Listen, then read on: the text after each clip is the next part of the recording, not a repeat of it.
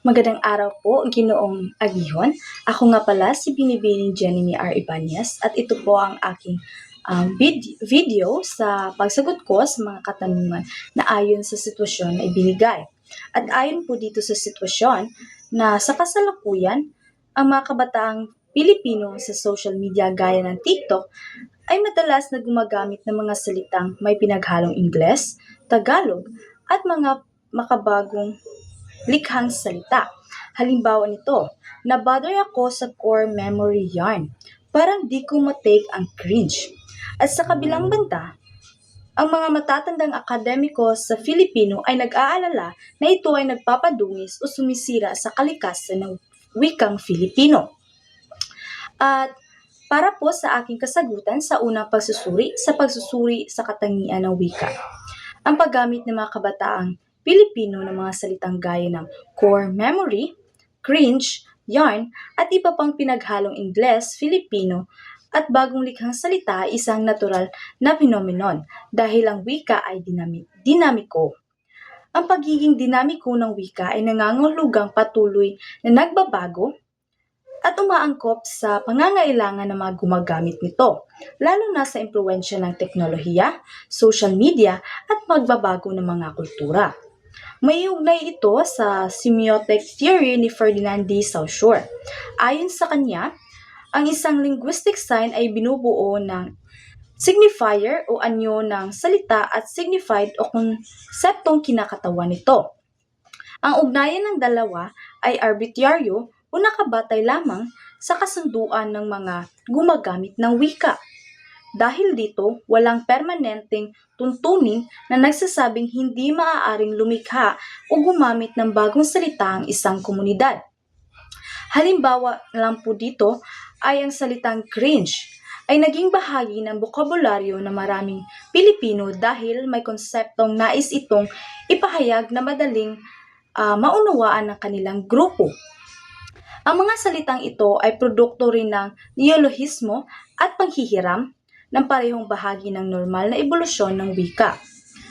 At sumakatwid, ang ganitong pagbabago ay hindi pagsira sa wika kundi patunay na ito ay buhay, umuunlad at tumutugon sa kasalukuyang panahon. At sa pangalawa naman pong pagsusuri, ang pagsusuri sa register o konteksto nito. Hindi sinisira ng mga kabataan ang wika ng kanilang paggamit ng makabagong rehistro. Sa halip, ipinapakita nito na ang mataas na antas ng communicative competence na ipinaliwanag ni Del Hymes. At ayon kay Hymes, hindi sapat na alam lamang na isang tao ang mga tuntunin ng gramatika. Mahalaga rin ang kakayahang gamitin ng wika ng naaayon sa sitwasyon, kausap, at layunin ng komunikasyon. Ang mga kabataan ay may kakayahang pumili ng angkop na rehistro, depende sa kanilang kausap at konsepto. Halimbawa, kapag nasa social media sila, ay gumagamit sila ng mga salitang popular sa kanilang henerasyon na upang maging mabilis, epektibo, at relatable ang kanilang pakikipagkomunikasyon. Ngunit sa formal na sitwasyon tulad ng paaralan, debate, o akademikong pagsulat, karamihan sa kanila ay nakakapag-angkop at gumagamit ng mas formal na mga wika. At ipinapakita nito na nauunawaan nila kung kailan at paano dapat gamitin ang iba't ibang anyo ng wika.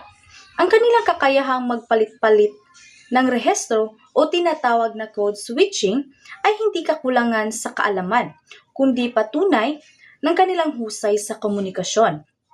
Dahil dito, ang paggamit nila ng mga makabagong salita ay isang anyo na epektibong pakikipagkomunikasyon at hindi pagkasira ng wikang Filipino.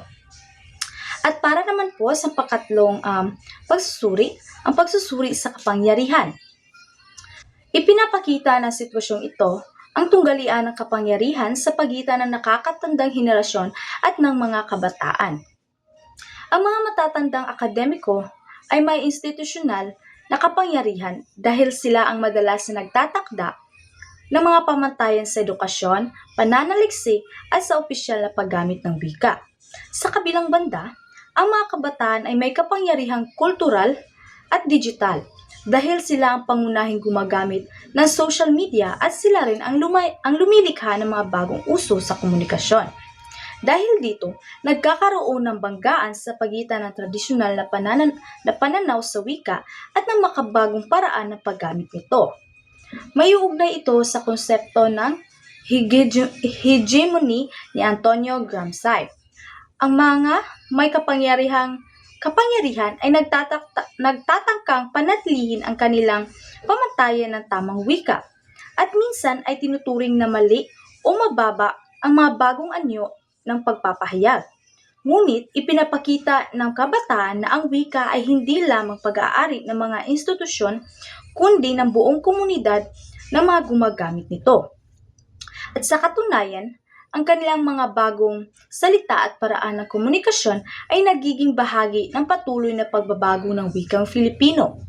Ang sitwasyon ay nagpapakita na ang wika ay hindi lamang instrumento ng komunikasyon, kundi isa rin itong larangan na makikipagtunggali para sa pagkilala, representasyon at kapangyarihang pangkultural. At sa kabuuan, ang paggamit ng mga kabataang Pilipino ng mga makabagong salita sa social media ay hindi pagsira sa wikang Filipino. Ito ay bunga ng pagiging dinamiko ng wika, patunay ng kanilang communicative competence at ang manipitasyon na pagbabago sa kapangyarihang pangwika sa pagitan ng iba't ibang henerasyon. Sa halip na tingnan ito bilang banta, maaari itong ituring na ebidensya na ang wikang Filipino ay patuloy na buhay, umuunlad at umaangkop sa nagbabagong lipunan. At iyon lamang po ang aking kasagutan. Maraming salamat po, Ginoong Aguion.